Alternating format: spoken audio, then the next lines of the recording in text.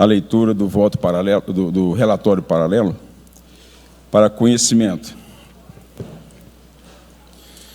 Relatório final, voto divergente, apuração de atos de infração à ética e ao decoro parlamentar, contido pelo vereador Gildenício Francisco dos Santos. Luiz Carlos Cabral dos Anjos, vereador presidente do Conselho de Ética da Câmara Municipal de Jataí, relator nesse voto de divergência. No uso de suas atribuições legais, vem, através do presente instrumento, apresentar parecer final nos termos dos artigos 22 e 23 da Resolução 12/2009, com a apuração de atos de infringência à ética e ao decoro parlamentar cometida pelo vereador afastado Gildenício Francisco dos Santos. Do processo ético-disciplinar, foi declarada constituída no dia 24 de abril de 2019, na presidência da Câmara Municipal de Jataí, a Comissão de Ética e Decoro Parlamentar, na forma da Resolução 12/2009. Posso um extrator aqui?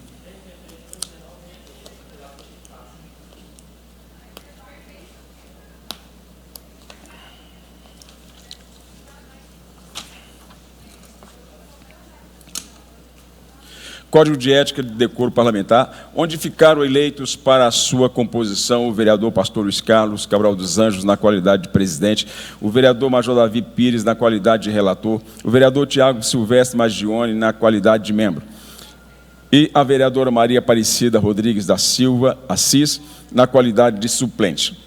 Através da petição 003/2019, Protocolo Geral AD 375/2019, anexado aos autos, foi determinada a instauração do procedimento investigatório preliminar 03/2019, CIGEP 484/2019, em desfavor do vereador Gildenício Francisco dos Santos, provocado através de memorando número 18/2019, que trouxe ao Conselho de Ética a decisão judicial prolatada nos autos do processo, em desfavor do parlamentar supracitado, em trâmite na 2ª Vara Civil, Fazenda Pública desta comarca de Jataí, onde o mesmo estaria sendo afastado de suas funções parlamentares pela possível prática de atos de improbidade administrativa. A instauração do procedimento investigatório preliminar provocada pelo memorando número 18/2019 se deu com fulcro no artigo 16, parágrafo único da Resolução 12/2009, cuja redação diz: artigo 16, qualquer parlamentar pode apresentar formalmente perante o presidente do Conselho de Ética pelo descumprimento por vereador de normas contidas neste Código de Ética. Parágrafo único. O Conselho de Ética poderá instaurar procedimento investigatório preliminar ao tomar conhecimento fato que infrinja a ética ou o decoro parlamentar. Assim como o memorando da presidência, acompanhado da decisão judicial, o Conselho de Ética tomou conhecimento de fato que infrinja a ética ou o decoro parlamentar, e com fulcro no artigo 30, inciso 8, e no artigo 34, inciso 3, da Lei Orgânica Municipal, bem como artigo 16, parágrafo único, e artigo 17 da Resolução 12/2009, que instaurou procedimento investigatório preliminar. Junto ao memorando número 18/2019, foi anexada a cópia integral da petição inicial da tutela cautelar antecedente em ação civil pública de imposição de sanções por atos improbidade administrativa promovida em desfavor do vereador representado, bem como da decisão cautelar que determinou o afastamento do mesmo de suas funções parlamentares por 180 dias. Síntese da representação. Procedimento investigatório preliminar que finalizou com relatório preliminar recebido e aprovado pelo Conselho de Ética em 28/8/2019, verificou fortes indícios de que o vereador Gildenício Francisco dos Santos teria cometido atos atentatórios ao decoro parlamentar, na forma da Resolução 12/2009, Código de Ética e Decoro Parlamentar, por envolvimento deste em atos contrários à ética e ao decoro parlamentar, conforme provas produzidas nos autos número em trâmite na 2ª Vara da Fazenda Pública Municipal desta comarca, ajuizada pelo Ministério Público do Estado de Goiás. O relatório preliminar que antecedeu o início da instrução do presente feito e a representação apresentada pela mesa diretora em 6/8/2019 se sustentam nos fatos narrados pelo MP GO em sua petição inicial, que em apertada síntese afirma que o representado reiteradamente auferiu vantagem patrimonial indevida em razão do exercício de cargo em virtude de ter solicitado e recebido dos servidores lotados em seu gabinete parte da remuneração deles. Nesse sentido, o relator solicitou, em 13/5/2019, através do ofício 319, ao MM juiz da 2ª Vara Civil da comarca de Jataí, cópia integral dos autos para uso como prova emprestada no presente processo ético-disciplinar, o que foi concedido em 16/5/2019, através do Código de Acesso disponibilizado nos autos deste processo ético-disciplinar. Nas provas obtidas e apresentadas, verifica-se diversos depoimentos de servidores lotados no gabinete do vereador, ora representado, que o mesmo exigia devolução de parte da remuneração dos mesmos, e dessa forma teria auferido vantagem indevida. Desse modo, após apresentarmos a síntese dos fatos apresentados na representação parlamentar, que tem por fundamento os fatos narrados na ação de judicial, passaremos a expor o cometimento de infração ao conjunto de regras morais, legais e éticas pelo vereador representado. Síntese da defesa prévia. Como visto no mérito da defesa prévia, o representado alegou a incompetência do Poder Legislativo para julgamento de atos de improbidade administrativa. O representado narrou que a competência da Câmara de Vereadores se limita apenas às infrações de cunho político, não abrangendo infrações de cunho patrimonial, penal, popular, fiscal e por improbidade administrativa, como decorre no presente caso. No bojo da defesa prévia, o representado também aduziu que é incumbido apenas ao Poder Judiciário o processamento de atos tidos como ímprobos, segundo normatização da Lei 8.429/92, sendo parte legítima para a propositura das demandas que veiculem a prática de atos de improbidade, o Ministério Público e as pessoas jurídicas de direito público diretamente interessadas, conforme artigo 17 da referida lei. O representado também alegou que a Resolução 12/2009, bem como o regimento interno dessa Casa Legislativa, trata de infrações de cunho político, passíveis de perceber denúncia, não veiculam nenhum ato por ele praticado que possa configurar quebra de decoro parlamentar e que a representação nada aponta nesse sentido. Ainda no bojo da defesa prévia, o representado alega que os fatos narrados na representação inicial não configuram atos de improbidade, pois carecem de requisitos mínimos previstos em lei. Foi também narrado pelo representado que a discricionalidade do vereador em nomear assessores não pode atingir o patamar da improbidade, que seja sanções tão severas ao agente público. Posteriormente, ainda aduz que inexiste dolo, inexiste má-fé e inexiste dano ao erário. Por fim, o representado requer o acolhimento das preliminares e de mérito e a consequente improcedência da demanda, para que ele possa exercer, sem qualquer óbice, o mandato que lhe fora outorgado pela população dessa cidade de Jataí.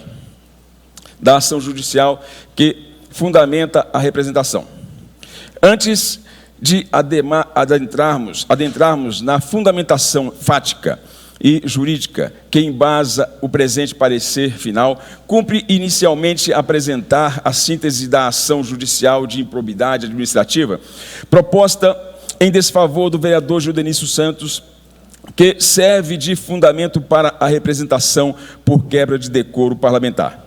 O Ministério Público do Estado de Goiás, através das apurações feitas no Inquérito Civil 2514, promoveu, em face do representado, uma ação civil pública de imposição de sanções por atos de improbidade administrativa, protocolada em trâmite na 2ª Vara Civil, Fazendas Públicas dessa comarca de Jataí, onde aponta que o vereador Gildenício Francisco dos Santos usou o cargo por ele ocupado para angariar parte das remunerações dos servidores do seu gabinete.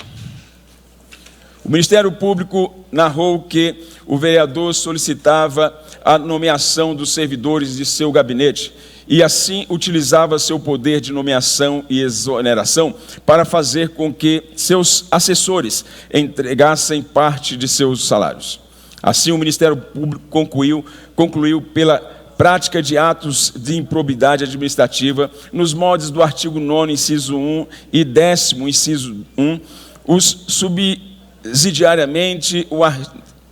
subsidiariamente no artigo 11, todos da Lei 8.429/92, com a aplicação das sanções respectivas, em especial a perda definitiva da função de vereador, a recomposição do dano ao erário, a perda dos valores acrescidos ilicitamente ao seu patrimônio, a imposição de multa civil e a suspensão dos direitos políticos. O Ministério Público ainda requereu liminarmente o afastamento do vereador Gildenício Francisco dos Santos pelo prazo de 180 dias e a decretação de indisponibilidade de bens.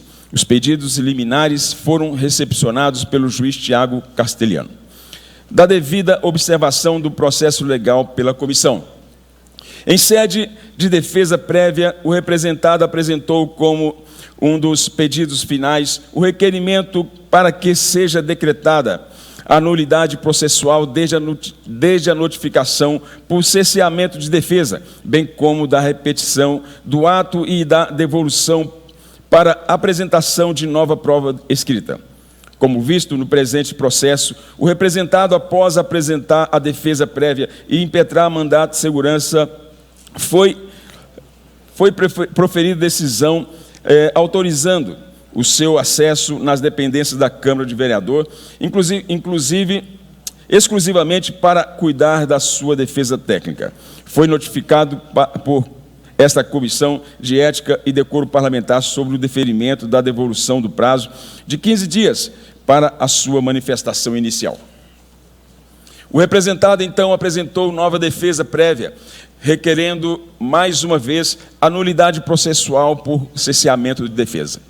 Ora, se houve a reabertura do prazo para a apresentação de uma nova defesa prévia, após o acesso do representado ao inteiro teor do presente processo, com a obtenção de todas as informações necessárias para instruir a sua defesa, verifica-se que inexiste a caracterização do cesseamento de defesa.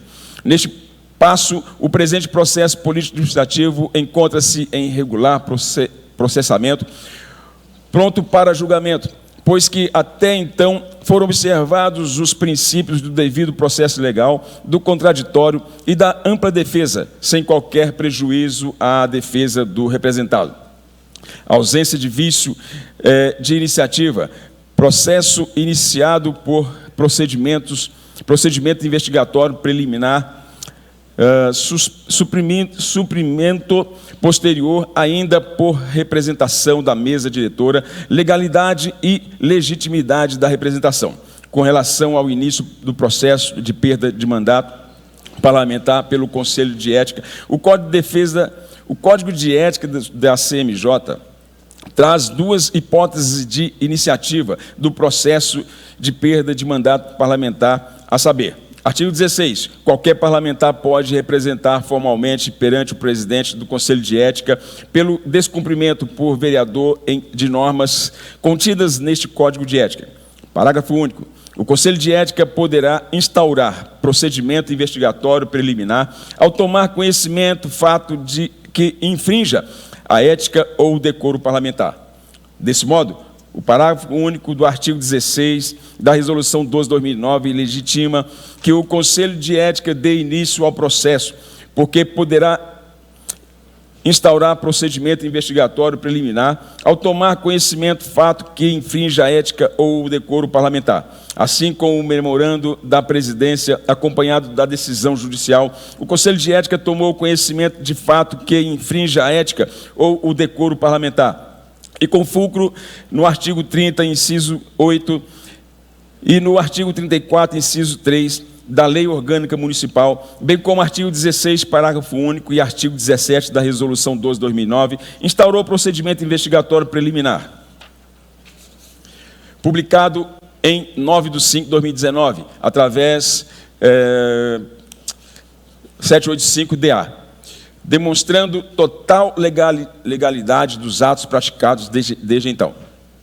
Como se não bastasse toda a argumentação acima, que por si só legitima a iniciativa do processo em análise, o relator do presente processo ético-disciplinar realizou um despacho saneador em 1/8/2019, à presidência da CMJ, oportunidade em que a mesa diretora da Casa, com fulcro nos artigos 55, parágrafo 2º da Constituição Federal de 88, artigo 14, parágrafo 2º da Constituição do Estado de Goiás e artigo 34, parágrafo 2º da Lei Orgânica do Município de Jataí, apresentou representação em desfavor do vereador Gildenício em 6/8/2019, ou seja, antes mesmo da aprovação do relatório preliminar. Com isso, após a aprovação do relatório preliminar, quando efetivamente inicia o processo, com a abertura da defesa prévia e início da instrução, estava sanada a representação. E diga-se de passagem, tal saneamento foi realizado por maior cautela do relator, uma vez que o artigo 16, o parágrafo único da Resolução 12/2009, já legitima o início do procedimento investigatório preliminar, que finaliza com o relatório preliminar pelo recebimento e prosseguimento da representação. A defesa prévia do representado é formulado após o relatório preliminar. Nesse momento, já havia a caracterização dos fatos e condutas apontador por caracterizadores da quebra de decoro parlamentar, e sobre estes fatos foram realizadas a instrução e deveria se manifestar a defesa, não havendo qualquer prejuízo defensivo, pois, nesse momento, já havia sido delineado todos os pontos necessários.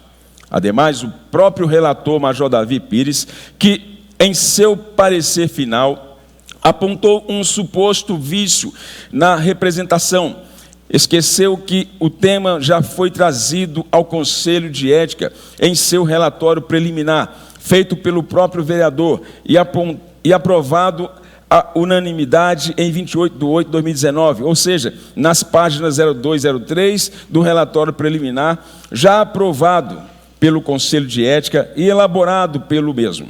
A fundamentação do início do processo ético disciplinar alicerçado juntamente no artigo 16, parágrafo único da Resolução 12/2009, ou seja, conforme acima explicitado, tendo sido esse tema já superado naquela oportunidade. Além disso, a representação de caráter saneador alegada em seu parecer final já ocorreu antes mesmo do relatório preliminar, pois apresentada pela mesa diretora em 6/8/2019, mais de 20 dias antes do relatório preliminar ser aprovado. Ou seja, quando de sua elaboração já estava nos autos, porque não foi apontada no relatório a ilegitimidade da mesa para tanto.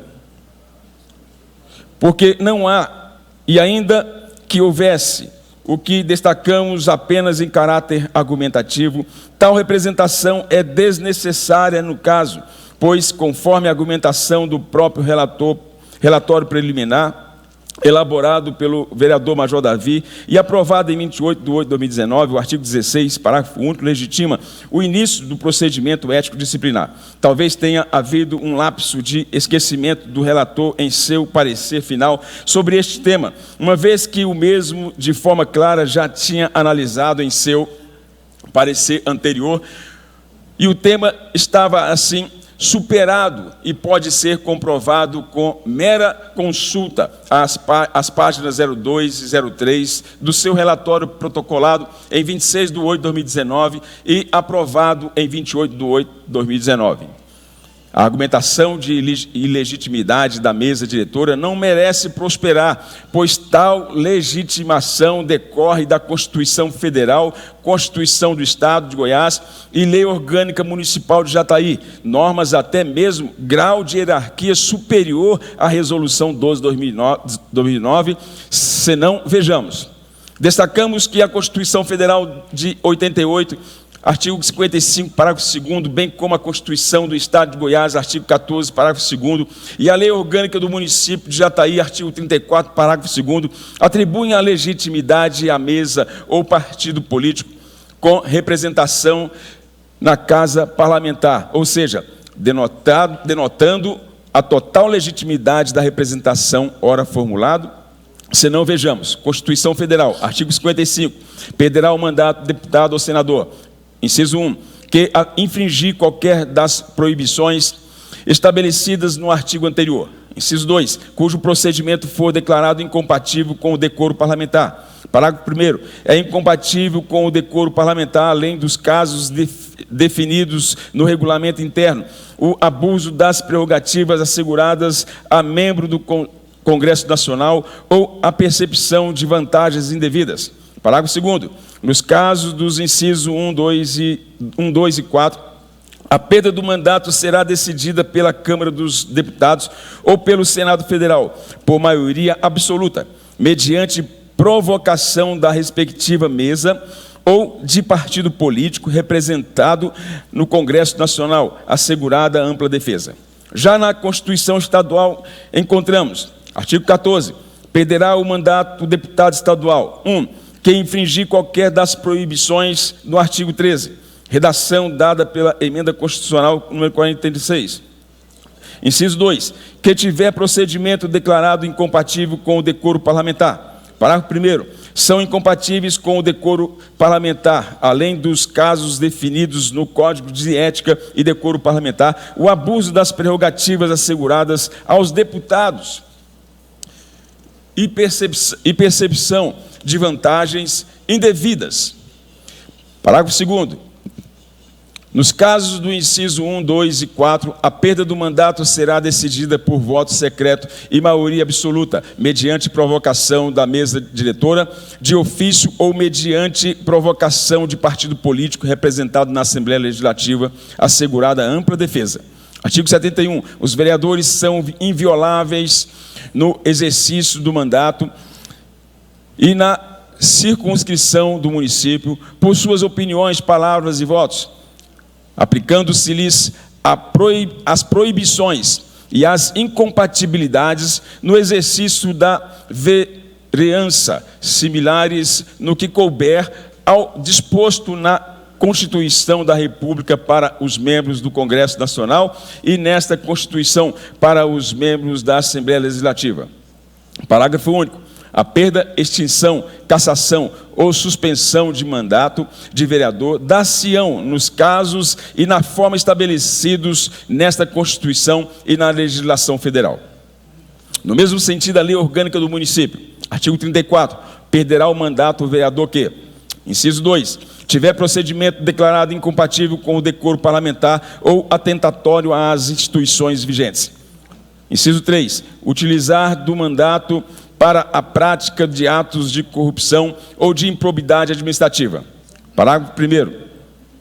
Além de outros casos definidos no regimento interno, considerar-se-á incompatível com o decoro parlamentar o abuso das prerrogativas asseguradas aos vereadores e a percepção de vantagens ilícitas ou imorais. Parágrafo 2º. Nos casos dos incisos 1 e 2, a perda do mandato será declarada pela Câmara por voto secreto e maioria absoluta de seus membros, mediante provocação da mesa ou partido político. Parágrafo 3º. Nos casos previstos nos incisos 3 e 5, a perda será declarada pela mesa de ofício ou mediante provocação de qualquer de seus membros ou de partido político representante da Casa. Por fim, nesse ponto, de acordo com as duas linhas de argumentação acima explicitadas, não houve nulidade ou vício processual referente à iniciativa e representação do presente processo, sendo estes os motivos de discordância do relatório final apresentado pelo relator originário e que motiva a apresentação do presente relatório de voto divergente. Nesse caso, não há motivo jurídico para alegar que houve vício de ordem processual ou procedimental, restando afastada qualquer ilegalidade. B. Das ausências do representado em audiência de instrução do Conselho de Ética. No dia 19 de 9 de 2019, houve ausência de instrução com oitiva das testemunhas perante este Conselho de Ética. O representado deixou de participar da audiência de instrução da Comissão de Ética e Decoro Parlamentar. Porém, como se sabe, a sua ausência não é impedimento para que a instrução seja realizada. O Código de Ética e Decoro Parlamentar, Resolução 12/2009, não exige a obrigatoriedade do comparecimento do representado em audiência de instrução, sendo facultativa a sua presença, exigindo apenas que ele seja intimado 24 horas de antecedência, o que de fato ocorreu conforme depreende-se nos autos.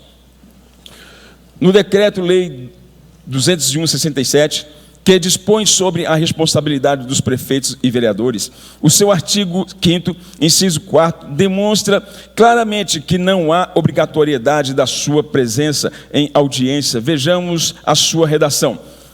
Inciso 4.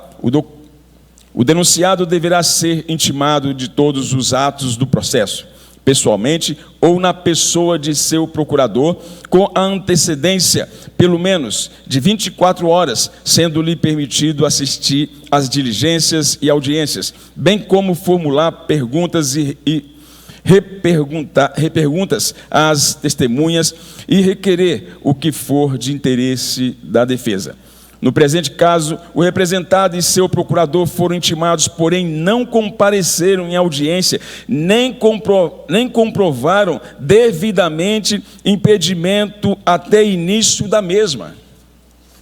O artigo 362, parágrafo 1º do Código de Processo Civil, é claro ao aduzir que se o impedimento para o acontecimento da audiência não for comprovado até a sua abertura, o juiz procederá à instrução. Vejamos a sua redação. Artigo 362. A ausência poderá ser adiada. 1. Por convenção das partes. 2. Se não puder comparecer por motivo justificado qualquer pessoa que dela deva necessariamente participar. 3. Por atraso injustificado de seu início em tempo superior a 30 minutos do horário marcado. Parágrafo 1º. O impedimento deverá ser comprovado até a abertura da audiência e, não o sendo, o juiz procederá à instrução. Parágrafo 2º. O juiz poderá dispensar a produção das provas requeridas pela parte cujo advogado ou defensor público não tenha comparecido à audiência, aplicando-se a mesma regra ao Ministério Público. Parágrafo 3º. Quem der causa ao adiamento responderá pelas despesas acrescidas. Nesse passo, o representado apresentou sua justificativa após as 14 horas do dia 19 de setembro do corrente ano, ou seja, mais de 5 horas depois da hora agendada para o início da audiência de instrução, e o fez de forma indevida pelos seguintes motivos: não protocolou na Câmara a justificativa, o fez através de simples e-mail enviado após as 14 horas. Além disso, no atestado médico não consta a doença que o acometeu, nem mesmo o número da CID, ou seja, não há no atestado esse elemento básico, tornando o mesmo inservível para este fim. Como se não bastasse isso, mesmo referido atendimento médico ocorreu em Goiânia, por volta das 9h28, a mais de 300 quilômetros de Jataí, onde ocorreu a ausência agendada previamente. Vemos, no mínimo, uma falta de preocupação com o processo, ou mesmo desdém, pois o parlamentar, no dia de sua audiência, estava a mais de 300 quilômetros de onde a mesma ocorreria. Ainda nesse sentido, mesmo o possível atendimento médico do parlamentar não impediria que o mesmo fosse representado em audiência pelo seu advogado e bastante procurador. A demonstração maior de que o mesmo não fez nenhum esforço para exercer sua defesa neste dia é que sua defesa arrolou 65 testemunhas e, pasmem, nenhuma delas foi devidamente intimada. Ao menos não há nos autos tal comprovação, e nem compareceram no dia e hora marcados, pois teriam sido ouvidas pelo conselho. Por óbvio, as intimações deveriam ocorrer previamente ao ato pela defesa, o que não aconteceu, e suas testemunhas não foram ouvidas, porque a defesa não as intimaram das mesmas, ou não fizeram as intimações das mesmas. A tarefa esta de sua responsabilidade, conforme determina o artigo 455 do novo CPC. Denota-se que o Conselho de Ética cumpriu seu dever em notificar o representado, que tinha meios à disposição de exercer seu contraditório e não fez. Mais uma vez, buscando dificultar a conclusão da instrução, sem se defender dos fatos, apenas usando defesa retórica circunstancial. Além dos argumentos acima, não se amolda a hipótese do inciso 2, pois ainda que justificado o impedimento previamente, o que não ocorreu, só impediria se a pessoa devesse necessariamente participar, o que não é o caso, pois há a faculdade de sua presença não sendo a mesma obrigatória. A obrigatoriedade é que o mesmo seja notificado com pelo menos 24 horas de antecedência, o que ocorreu no caso. Tudo em conformidade com o artigo 5º, inciso 4 do DL 201/67, de aplicável no que couber ao processo de perda de mandato dos vereadores. A audiência de instrução realizada sem a sua presença foi totalmente válida, não havendo que se falar em qualquer tipo de nulidade, até mesmo porque seu depoimento é facultativo, pois ele poderia estar presente e mesmo assim não querer prestar seu depoimento. Do cometimento de infração ao Código de Ética e Decoro Parlamentar, Resolução 12/2009, aplicação inequívoca do parágrafo 1º e inciso 2, todos do artigo 34 da Lei Orgânica do Município de Jataí, 1 de 90. Aplicação inequívoca do artigo 5º, inciso 3, alíneas A e B, artigo 6º, inciso 2, a linha B, artigo 12, inciso 2 da Resolução 12/2009, Código de Ética e Decoro Parlamentar. A. Inexistência de julgamento pela comissão de atos de improbidade administrativa, cassação do mandato por quebra de decoro parlamentar. O representado no mérito da defesa prévia alega a incompetência do Poder Legislativo para o julgamento de atos de improbidade administrativa, aduzindo que tal competência se restringe ao Poder Judiciário, conforme a legislação vigente. O representado ainda aduz que a resolução, bem como o regimento interno desta Casa, trata das informações de cunho político passíveis de perceber denúncia, mas não veicula nenhum ato praticado por ele que possa configurar a quebra de decoro parlamentar e que a representação nada aponta nesse sentido. Ocorre, senhores, membros do Conselho de Ética, que o vereador não está sendo julgado por esta comissão por atos de improbidade administrativa, mas sim pela prática de atos contrários à ética e ao decoro parlamentar. Como visto acima, a ação civil pública de imposição de sanções por atos de improbidade administrativa, cumulada com pedido de tutela cautelar de número, aponta condutas praticadas pelo representado que caracterizam atos de improbidade administrativa, que importam enriquecimento ilícito e que causam lesão ao erário público. Vejamos novamente trecho da descrição da conduta do parlamentar feita pelo Ministério Público. Analisando as informações prestadas por todos esses servidores, observa-se que o vereador Gildenício Francisco dos Santos enriqueceu e continua a enriquecer ilicitamente por meio de seu cargo.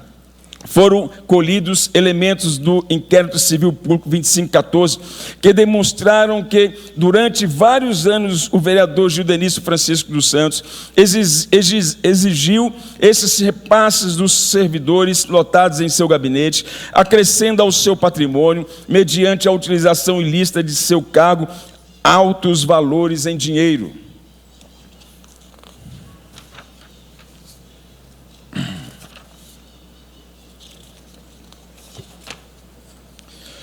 Da competência do Poder Legislativo para o julgamento do parlamentar, ato de natureza interna corporis. Como se sabe, muito embora tenha sido atribuído precipuamente ao Poder Judiciário o encargo jurisdicional, essa função também é exercitada legitimamente, embora de forma atípica, pelos poderes executivos e legislativo. Como também se sabe, a prática de conduta pelos parlamentares que se afigure como procedimento que atente contra o decoro institucional será apurada no âmbito do Poder Legislativo, através de procedimento próprio como o presente. O artigo 1º da Resolução 12/2009 desta Câmara Municipal prevê que no exercício do seu mandato, o vereador atenderá às prescrições da Constituição Federal e Estadual, na Lei Orgânica de Jataí, do Regimento Interno da Câmara e as contidas no Código de Ética e Decoro Parlamentar. Desse modo, é de interesse exclusivo desta Casa Legislativa definir os valores, as normas de condutas e as regras éticas aplicáveis a seus membros. É também competência privativa desta Casa Legislativa decretar a perda do mandato dos vereadores. Vejamos a redação do artigo 30, inciso 8, da Lei Orgânica 1 de 90 deste município. Artigo 30. Compete privativamente à Câmara Municipal exercer as seguintes atribuições. Inciso 8. Decretar a perda de mandato do prefeito, do vice-prefeito e dos vereadores nos casos indicados pela Constituição Federal, nesta lei orgânica e na legislação federal pertinente. A Lei Federal 6448 de 1977, que impõe sobre a organização política e administrativa dos municípios dos territórios federais, prevê que compete privativamente às câmaras municipais declarar a perda ou extinção de mandato na forma regimental. Artigo 22, inciso 11. Agora vejamos o que prevê o Regimento Interno 2/2010 desta Câmara Municipal. Artigo 55. São obrigações e deveres do vereador. Inciso 2. obedecer às normas regimentais e ao Código de Ética e Decoro Parlamentar da Câmara Municipal de Jataí. A prática de conduta ilícita pelo parlamentar acaba injustamente atingindo a própria respeitabilidade institucional desta Câmara de Vereadores, residindo, neste ponto, a legitimidade ético-jurídica do procedimento constitucional de cassação do mandato parlamentar, em ordem a excluir da comunhão dos legisladores aquele, qualquer que seja, que se haja mostrado indigno da magna função de representar o povo ou de ostentar a condição de vereador, ou ainda de controlar as instâncias governamentais de poder. A existência da prática dolosa de condutas indecorosas pelo representado desmerece essa casa dos representantes e falta com respeito à dignidade do poder legislativo, de modo a expô-lo a críticas infundadas, injustas e irremediáveis de forma inconveniente. Assim, não restam dúvidas quanto à competência legislativa desta Câmara Municipal em processar e julgar o parlamentar que venha a praticar atos indecorosos que acabam por manchar a imagem desta Casa de Leis. B. Violação dos princípios que regem a administração pública pelo vereador representado. O vereador Gildenício Francisco dos Santos, ora representado, de fato utilizou o cargo que foi investido para solicitar a remuneração dos servidores lotados em seu gabinete e agiu como se fosse o dono dinheiro público. Assim, a apuração de que o parlamentar tenha enriquecido ilicitamente e causado dano ao erário acaba gerando a violação dos princípios que regem a administração pública, dentre eles os princípios da moralidade, da impessoalidade e da honestidade, pois praticou atos visando o fim proibido em lei, no nosso regulamento interno e no Código de Ética e Decoro Parlamentar. Independentemente de qual finalidade o vereador conferiu aos valores por ele angariados ilegalmente, o fato é que, ao exigir parte das remunerações dos seus servidores, ele violou gravemente os princípios que deveriam nortear a sua conduta como agente público. Nesse passo, as condutas do representado apuradas no inquérito civil público 2514 e tipificadas na ação civil pública de imposição de sanções por atos de improbidade administrativa, confirmam a lesão ao decoro parlamentar. No caso em exame, após minuciosa análise dos fatos apurados, fica claro que os elementos de convicção angariados durante as investigações servem de superdâneo à presente acusação, pois confirmam a infringência aos diplomas normativos dessa Casa de Leis. As provas contidas nos autos da ação de improbidade administrativa não deixam nenhuma dúvida quanto ao cometimento de atos impróprios que configuram ato contrário ao decoro parlamentar. Nesse passo, a conduta dolosa do representado configura a quebra de decoro parlamentar, na forma do parágrafo 1º do artigo 34 da LOM, e contempla a hipótese de cassação do seu mandato de vereador, não restando margem para raciocínio diverso.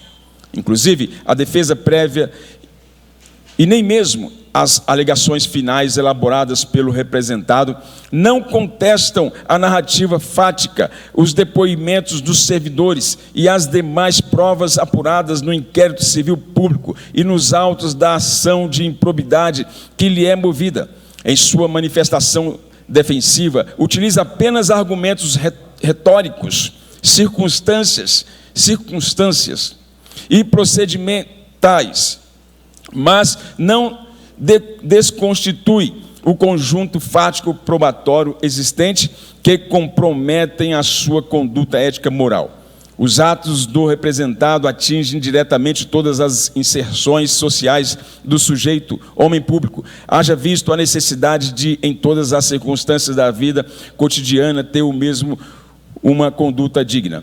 Infelizmente, no presente caso, as condutas ilícitas apuradas contra o vereador não foram decentes e fiéis aos princípios morais e éticos, tendo ele agido em total desconformidade com aquilo que dele era esperado como homem público. C. Da quebra de decoro e a perda do mandato. O conceito de decoro está dicionarizado, conforme o Aurélio, como correção moral, compostura, decência, dignidade, nobreza, honradez, brio, pundonor, atos incompatíveis com o decoro parlamentar. São, evidentemente, todos os contrários àqueles princípios. Segundo Alexandre de Moraes, a expressão decoro parlamentar pode ser compreendida como o conjunto de regras legais e morais que devem reger a conduta dos parlamentares no sentido de dignificação da nobre atividade legislativa. Para Pontes de Miranda, decoro é comportamento, é imagem pública, é honra, é dignidade. Decoro parlamentar é obrigação de conteúdo moral e ético, que não se confunde com aspectos criminais, embora deles possa decorrer. No sistema da democracia representativa, tal qual o nosso, os parlamentares recebem do povo delegação para agir em seu nome. São mandatários, devem aprovar as leis que interessem à sociedade, fiscalizar o poder executivo, exercer o controle orçamentário e financeiro dos gastos públicos, além de outras atribuições institucionais, sendo vedado a eles e aos demais agentes públicos se valerem da legislatura para pleitearem vantagens pessoais. Ocorre que nem sempre os parlamentares se portam como deveriam, como ocorre no presente caso, onde o representado desviou de sua missão constitucional e agiu de forma ilegítima ao solicitar e receber parte dos vencimentos dos servidores lotados em seu gabinete, denotando condutas incompatíveis com o decoro parlamentar. Vejamos o que prevê a Resolução 12/2009 acerca dos atos contrários à ética e ao decoro parlamentar. Artigo 5º. Constituem faltas do vereador contra a ética e o decoro parlamentar no exercício de seu mandato. Inciso 3. Quanto ao respeito aos recursos públicos. A. Deixar de zelar com responsabilidade pela proteção e defesa do patrimônio e dos recursos públicos. B. Pleitear ou usufruir favorecimento ou vantagens pessoais ou eleitorais ilícitos com recursos públicos na forma orçamentária ou financeira. Assim, a apuração de que as condutas ilícitas atribuídas ao parlamentar, além de caracterizarem atos de improbidade administrativa, denotam ainda a quebra do decoro parlamentar, o que enseja a aplicação do artigo 12 da Resolução 12/2009, Código de Ética e Decoro Parlamentar. Vejamos a sua redação. Artigo 12. A perda do mandato será aplicada a vereador, inciso 2, cujo procedimento for declarado incompatível com o decoro parlamentar. Vejamos agora a redação do artigo 34, inciso 2 e parágrafo 1º, também da Lei Orgânica 01 de 90. Artigo 34, perderá o mandato o vereador que, inciso 2, tiver procedimento declarado incompatível com o decoro parlamentar ou atentatório às instituições vigentes. Parágrafo 1º. Além de outros casos definidos no regimento interno, considerar-se-á incompatível com o decoro parlamentar o abuso das prerrogativas asseguradas aos vereadores ou a percepção de vantagens ilícitas ou imorais. Fato é que os atos do vereador transgrediram o decoro parlamentar e revelam-se graves, pois que o parlamentar recebeu dos cidadãos não só o poder de representação política e a competência para legislar, mas também o mandato para fiscalizar os órgãos e agentes dos demais poderes. Vejamos o voto do ministro do Supremo Tribunal Federal, Celso de Mello, negando recurso do ex-ministro José Disseu. Proferir voto negando recurso do ex-ministro José Disseu.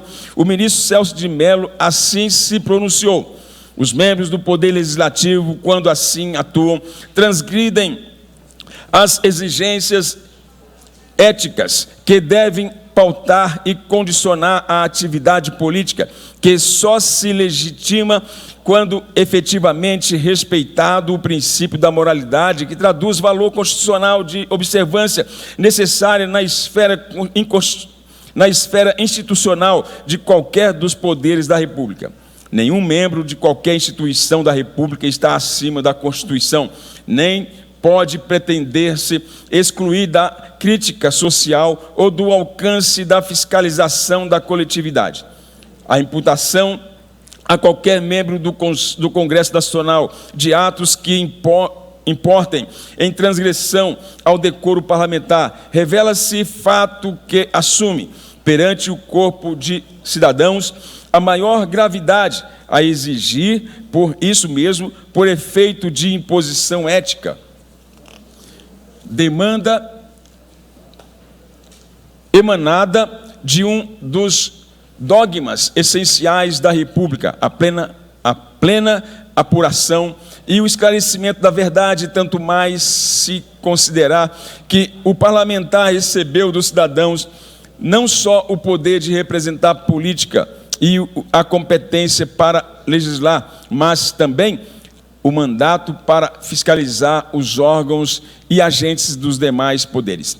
Qualquer ato de ofensa ao decoro parlamentar culmina por atingir injustamente a própria responsabilidade institucional do Poder Legislativo, residindo, nesse ponto, a legitimidade ética, jurídica do procedimento constitucional da cassação do mandato parlamentar, em ordem a excluir da comunhão dos legisladores aquele, qualquer que seja, que se haja mostrado indigno da magna função de representar o povo ou de ostentar a condição de membro do Congresso Nacional ou de formular a legislação da República ou ainda de controlar as instâncias governamentais do poder.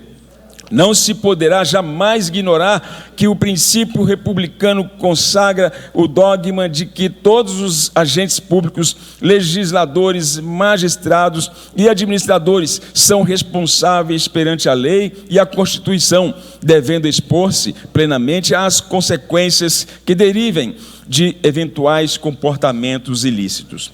A apuração feita de que o vereador representado praticou atos imorais e antiéticos, fez com que a relação entre a ética e a política ficassem totalmente distantes. A conduta de utilizar o cargo de vereador para angariar parte das remunerações dos servidores caracteriza vantagem pessoal, enriquecimento ilícito, dano ao erário, constituindo um verdadeiro desrespeito aos recursos públicos, enquadrando-se perfeitamente nas condutas previstas no parágrafo 1º do artigo 34 da LOM e do artigo 5º, inciso 3, a linha A e B, do Código de Ética e Decoro Parlamentar desta Casa Legislativa. Os atos do vereador acabaram por atingir não só a sua própria honorabilidade, mas também, por extensão, a desta Câmara de Vereadores. Assim, restando comprovado o cometimento de tais infrações, não há só a mácula pessoal, mas também a mácula institucional. Conclusão e pedidos finais. No caso em tela, após minuciosa análise dos fatos e provas obtidos através do Inquérito Civil 25/2014 e da ação de improbidade administrativa bem como da instrução de depoimentos prestados em audiência realizado por este Conselho de Ética, restou configurado que os atos praticados pelo vereador afastado são incompatíveis com o decoro parlamentar, uma verdadeira lesão ao decoro, que se enquadram nas hipóteses previstas no parágrafo 1º do artigo 34 da LOM, combinado com o 5º, inciso 3, alíneas A e B, da Resolução 12/2009 desta Câmara de Vereadores. Desse modo, fica concluído pela existência do cometimento, infração grave ao decoro parlamentar, devendo ser considerada procedente a representação para o fim de decretar a perda do mandato do vereador Gildenício Francisco dos Santos, nos termos do artigo 6º, inciso 2, a linha B, e artigo 12, inciso 2 da Resolução 12/2009 e do artigo 30, inciso 8 e 34, inciso 2 e parágrafo 1º da Lei Orgânica 01 de 1990, nos termos do seguinte projeto de resolução. Eu leio o projeto? Você não? Assim feito a leitura desse relatório paralelo,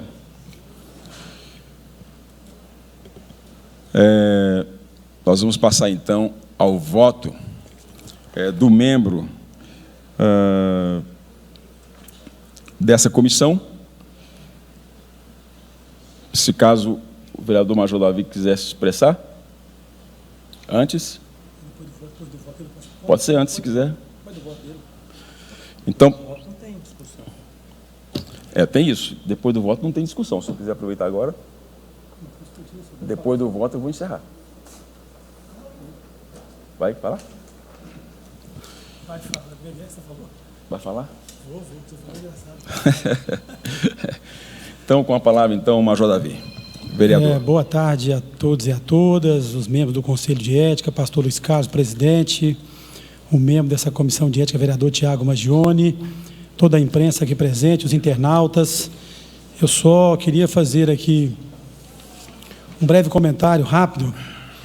Até coloquei aqui nas redes sociais um pequeno texto elaborado por mim, depois quero ler uma nota técnica também, tudo rápido, de uma folha.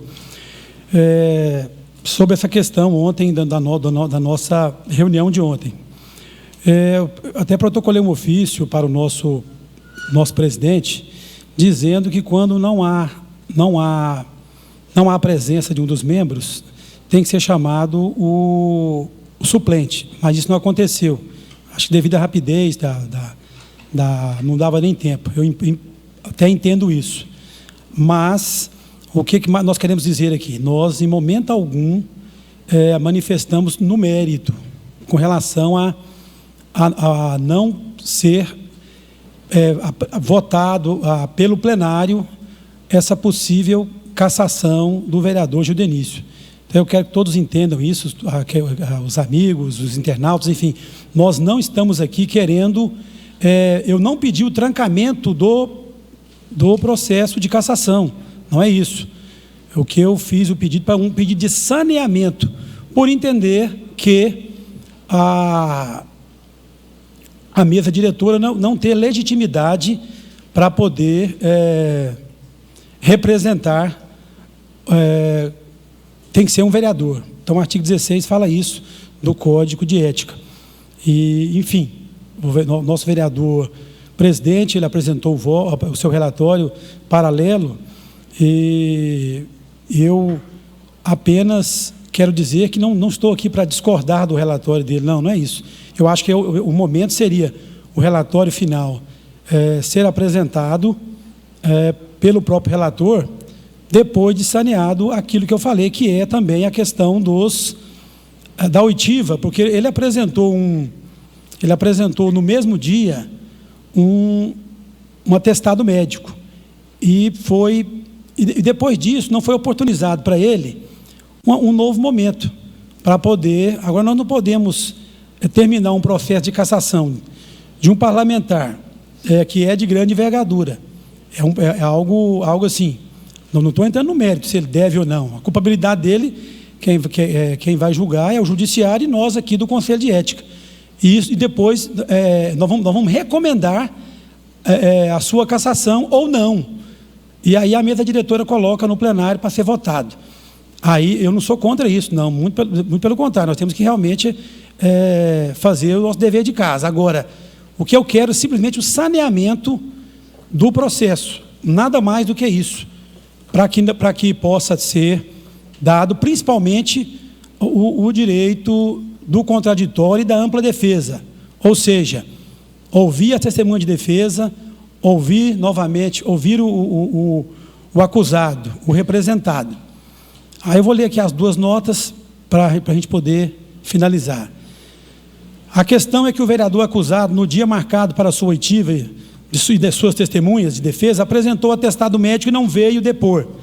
Aí não foi oportunizado novo momento para que se realizasse a confecção dos termos de depoimentos do acusado e de suas testemunhas de defesa. Portanto, estamos fechando um processo de cassação sem ouvir o acusado e as suas testemunhas de defesa. É importante salientar que, não ocorrendo esse ato, com certeza o judiciário poderá anular todo o processo por cerceamento de defesa, por não termos cumprido o princípio constitucional da ampla defesa e do contraditório e do devido processo legal. No meu relatório final, apenas recomendei o saneamento dessa questão e também da mesa diretora, que não tem legitimidade para representar pela cassação do acusado. Qualquer vereador pode representar pela cassação. Não entrei no mérito da culpabilidade do acusado, mas disse em meu pronunciamento que permaneço com a integralidade do texto do meu relatório prévio e meu relatório final. Devemos sanear o processo de cassação e depois emitir novo relatório final, sob pena de todo o processo ser anulado pelo Poder Judiciário no futuro. Nota técnica número 01/2019. A presente nota técnica tem o propósito a esclarecer à população que o meu voto, na condição de relator do processo administrativo ético-disciplinar em trâmite perante o Conselho de Ética, em face do vereador representado Gildenício Francisco dos Santos, proferido no dia 17/10/2019, o qual manifestei pelo saneamento do processo número 484/2019, percebi que haveria necessidade do reexame dos procedimentos até então materializados, o que é normal e direito do relator. A propósito, o voto do relator, quando do reexame do processo, após minuciosa análise, percebi da necessidade premente de saneamento do processo, o qual foi submetido à análise do Conselho de Ética, a quem cabe a este acatar ou não o parecer final saneador. Consta ainda no relatório final saneador que o processo, após sanado, fosse devolvido ao relator para a emissão de parecer final definitivo, para posterior remessa, manifestando a mesa diretora a quem cabe de fato e de direito o projeto de resolução pela cassação ou não do vereador representado. Caso fosse acatado o parecer final saneador, após sanado o defeito na representação por falta de legitimidade ativa de representação ofertada pela mesa diretora, bem como fosse concedido novo prazo ao vereador representado para que este possa ser ouvido juntamente com as testemunhas de defesa, conforme o ordenamento jurídico constitucional do contraditório e da ampla defesa. Ao final, o relator deixou claro que, não sendo o parecer final saneador acatado pelo Conselho de Ética, caberia a este relator elaborar parecer final divergente em apartado e posterior encaminhamento à mesa diretora. É o que está sendo feito aqui hoje. Este foi o entendimento do voto do relator em relação ao processo em referência, porque deve ser primado pelos princípios da legalidade, impessoalidade, eficiência e a estabilidade do objeto do processo. Este foi o nosso entendimento, salvo melhor juízo. Diante disso, em nenhum momento o relator se manifestou sobre o mérito da cassação do mandato do vereador representado, mesmo porque cabe a este a recomendação e o encaminhamento à mesa diretora. É o que tínhamos a esclarecer. Jataí, 17 de outubro de 2019, Davi Pires de Souza, vereador, relator. Então era isso que eu queria demonstrar para toda a sociedade através da nossa web TV, enfim, para a gente poder, e quem está presente aqui no plenário, que nós não estamos aqui passando a mão na cabeça de ninguém, apenas uma questão saneadora. Nós não estamos aqui defendendo A ou B, nós queremos que o processo de cassação seja revestido da mais alta legalidade, dando oportunidade para que seja ouvido o representado com suas testemunhas, para que no futuro não ocorra nenhuma nulidade por parte do judiciário. Era só isso, senhor presidente. Muito obrigado. Eu vou passar, então, a palavra para o membro deste Conselho de Ética, para que ele possa seguir o seu voto, ou pelo relatório do Major Davi, ou pelo relatório paralelo do vereador presidente dessa Comissão de Ética, o pastor Luiz Carlos, e ele possa, assim, justificar também o seu voto. Tiago. Obrigado, presidente. Cumprimento Vossa Excelência pelo excelente trabalho que vem conduzindo à frente dos trabalhos da Comissão de Ética. Cumprimento também o relator, o vereador Major Davi, e o parabenizo pelas preocupações eminentes em seu relatório, haja vista que nós, enquanto legisladores e membros de uma Comissão de Ética, precisamos zelar, né, pela ética, pela moral e pela legalidade do processo. E o vereador Major Davi fez isso muito bem, ainda no relatório preliminar, que foi apresentado ao Conselho de Ética e aprovado por unanimidade, né, por nós 3 vereadores.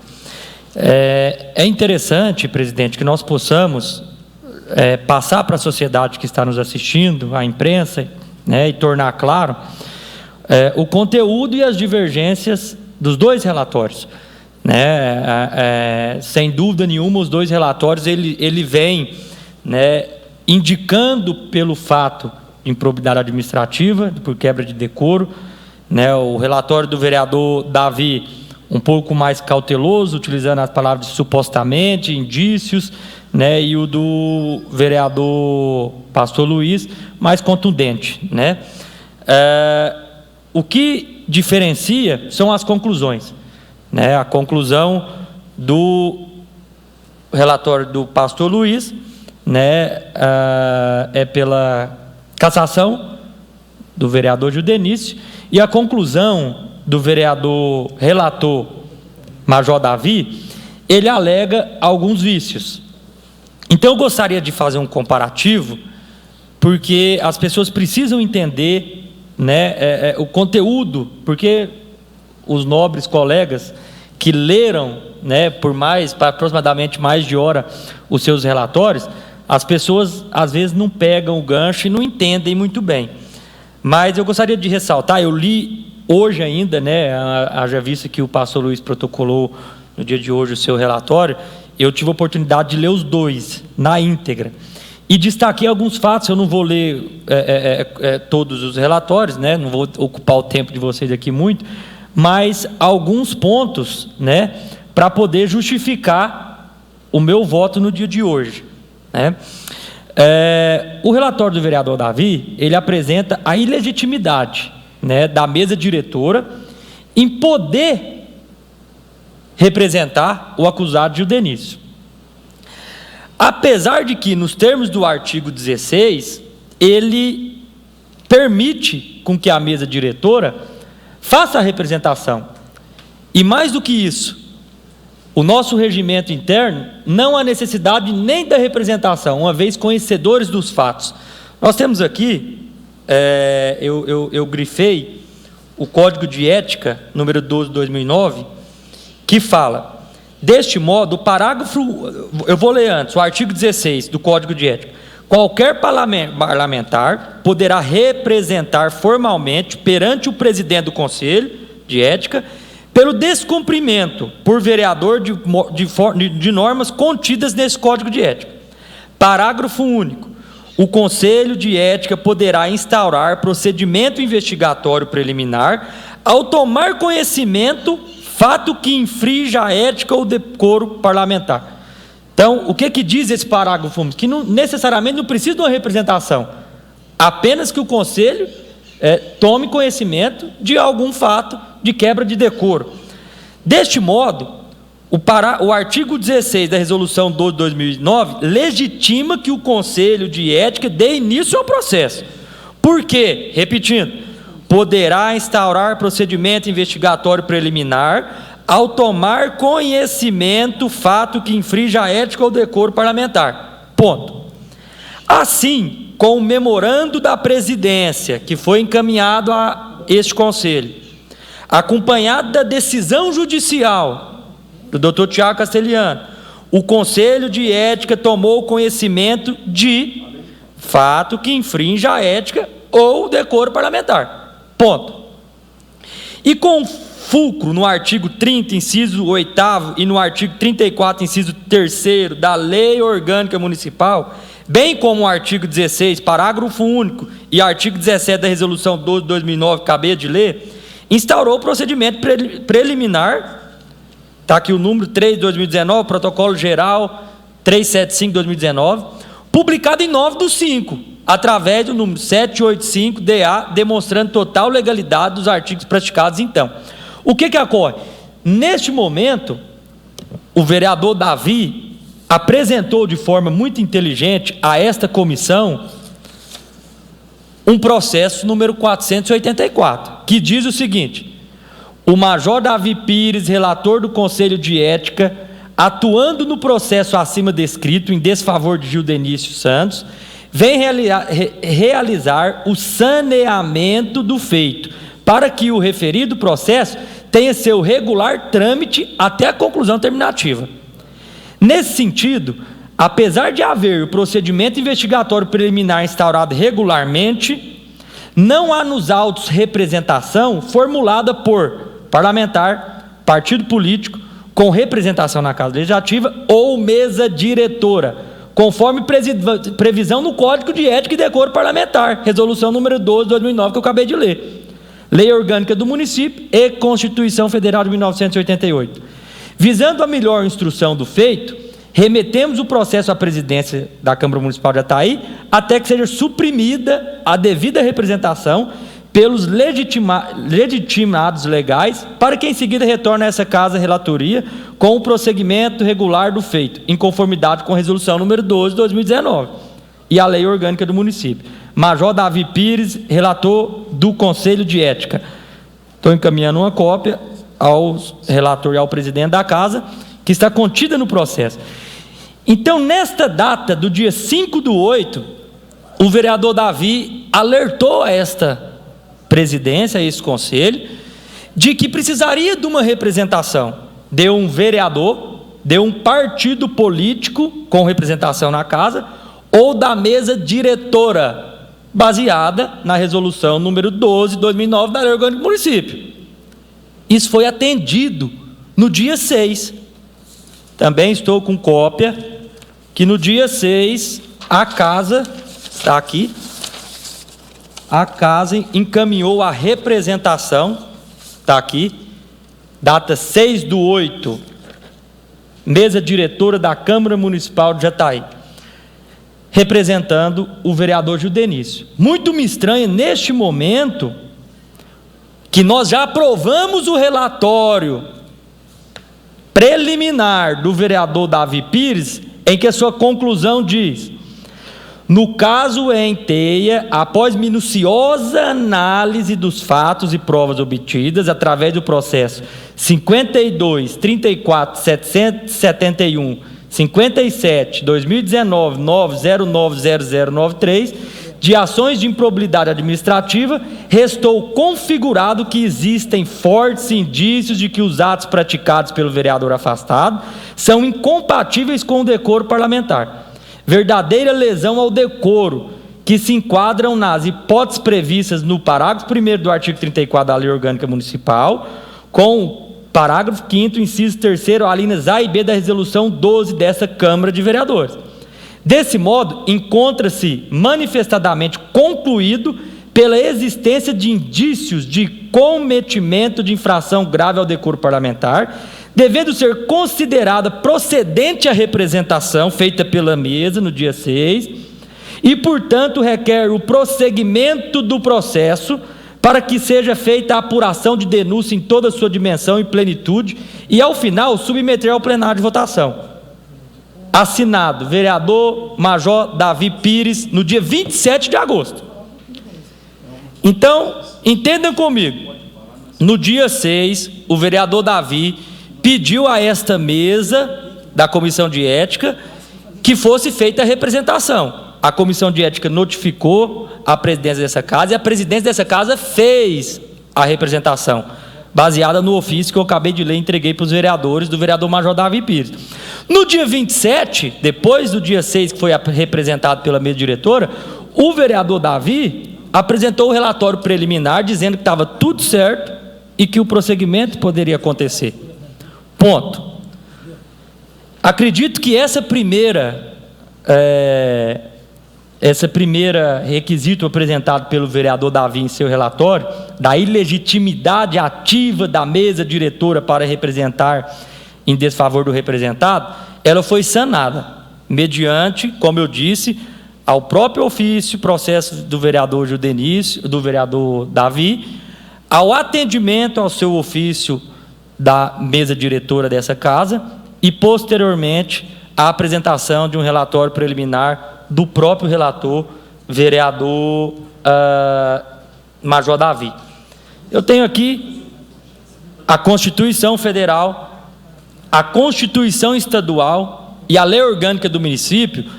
Os três prevêem em seus regimentos que a mesa diretora pode sim representar o representado.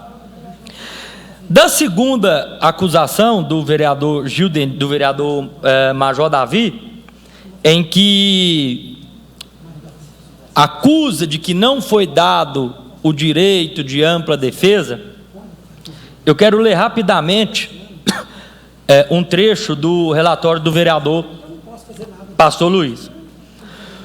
No dia 19/9, houve audiência de instrução com oitivas das testemunhas perante este Conselho de Ética. Ela aconteceu dia 19. O representado deixou de participar da audiência de instrução da Comissão de Ética e Decoro Parlamentar. Porém, como se sabe, a sua ausência não é impedimento para que a instrução seja realizada. Em momento algum se diz da obrigatoriedade do acusado estar presente na oitiva. Sabe por quê? No decreto de lei 201, que dispõe sobre a responsabilidade de prefeitos e vereadores, e seu artigo 5º, inciso 4º, demonstra claramente que não há obrigatoriedade da sua presença em audiência. Vejamos a redação. O denunciado deverá, a palavra deverá, eu atribuo como uma obrigação. Deverá ser intimado de todos os atos do processo, pessoalmente, ou na pessoa de seu procurador, com antecedência, pelo menos de 24 horas. Isso aconteceu, está documentado. Sendo-lhe permitido, a palavra permitido, ela não é obrigatoriedade, ela é concedido a permissão, você faz se você quiser.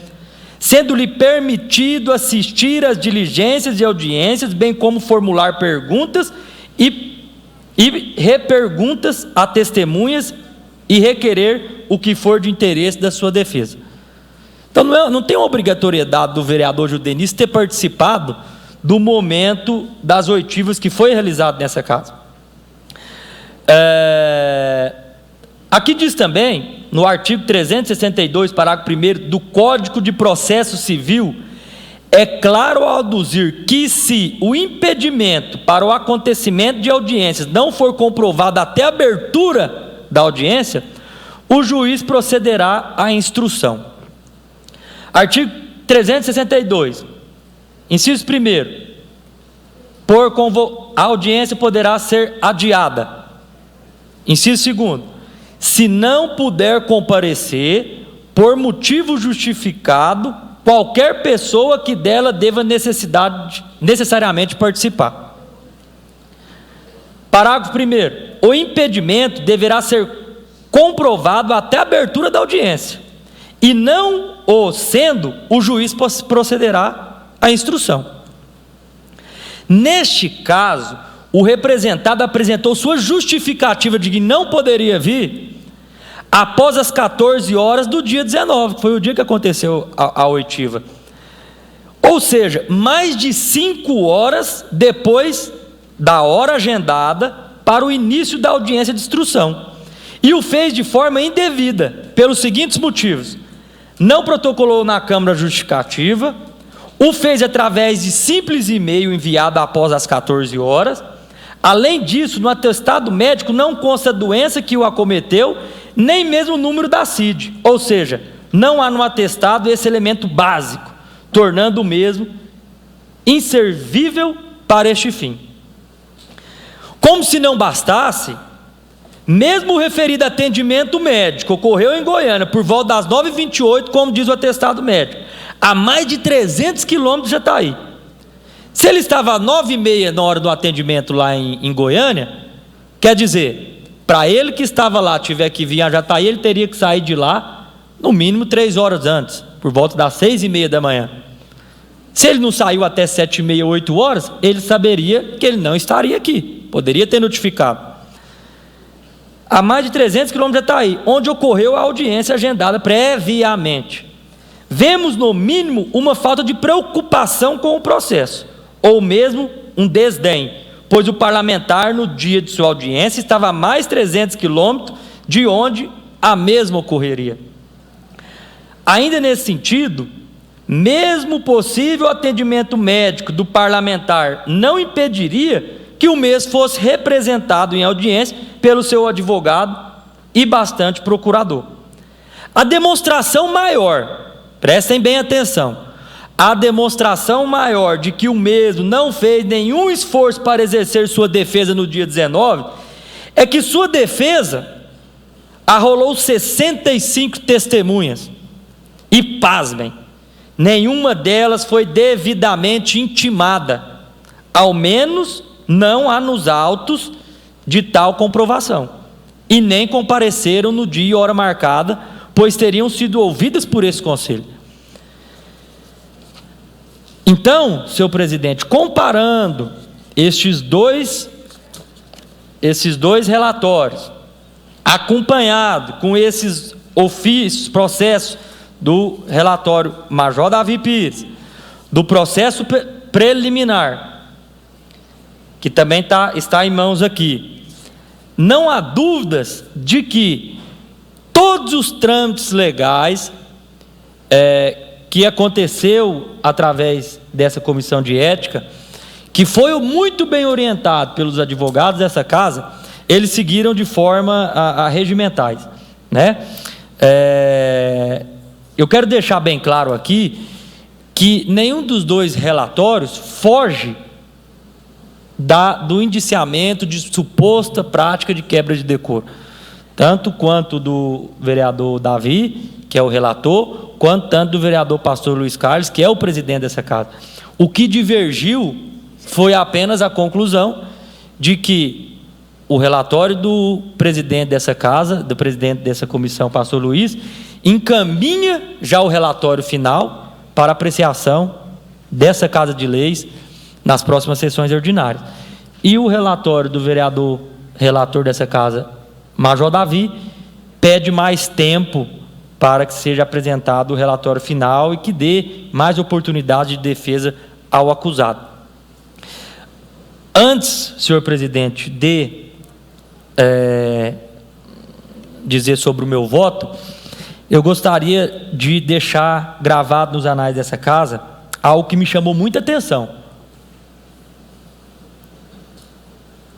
Hoje nós estamos apresentando o relatório de Vossa Excelência, que foi protocolado nesta casa.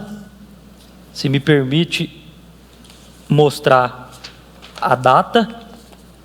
O senhor tem aí? Data 18/10, às 11h05 da manhã. Acredito eu que até agora não está disponível no site da Câmara Municipal. Está, Lívia? A partir de que horas que foi colocado? Aqui não está. Certo. A ata aqui não está. O que eu gostaria de chamar a atenção é de que, no dia de ontem, ao ser apresentado o relatório do relator dessa comissão, o vereador Davi Pires, que começou a ser lido por volta das 10h30, e se me corrige, presidente, finalizou por volta das 14 horas, né? Algo me chamou muita atenção. Primeiro, foi do registro no protocolo dessa casa, num horário após o expediente, às 17h45. E o segundo é que antes de conhecimento popular do relatório do relator, que foi apresentado no dia de ontem aqui, a partir das 10h30, o acusado vereador Gil Denício já era ciente do relatório do relator dessa casa, a tal ponto de ter protocolado no seu processo perante ao judiciário, juntado ao relatório, às 10h10 da manhã, o relatório final. No seu mandado de segurança que ele havia protocolado no judiciário, ele juntou o relatório final que sequer foi votado aqui. Ele apresentou antes de se tornar público, porque o momento em que o relator dessa casa, dessa comissão, o vereador Davi, começou a ler às 10h30, às 10h10 ele já tinha juntado ao seu mandado de segurança que foi protocolado no judiciário, induzindo o juiz ao erro, porque ao apresentar um relatório que sequer foi votado por essa comissão, dizendo que houve vícios de irregularidade, ele está induzindo o juiz ao erro. Isso me chamou muita atenção, porque para isso ter chegado em mãos do acusado, muito antes de ser lido e tornado público aqui nessa comissão, algum servidor dessa casa levou isso em mãos do acusado. Então eu quero deixar isso público, porque isso é muito sério, isso é muito grave, é algo que não poderia acontecer.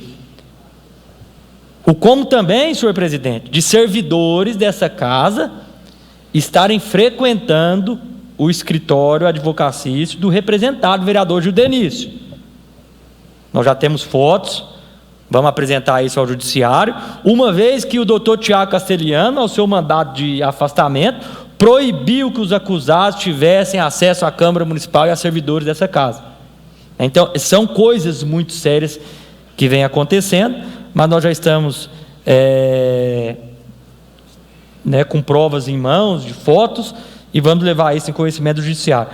Para finalizar, eu declaro o meu voto ao relatório do presidente dessa casa, vereador pastor Luiz Carlos, em que dá prosseguimento aos processos legais dessa comissão de ética e que permite que o colegiado dessa casa como um todo possa julgar a quebra de decoro que resulta em cassação do vereador Gil Denício Santos nas próximas sessões ordinárias. Obrigado, presidente.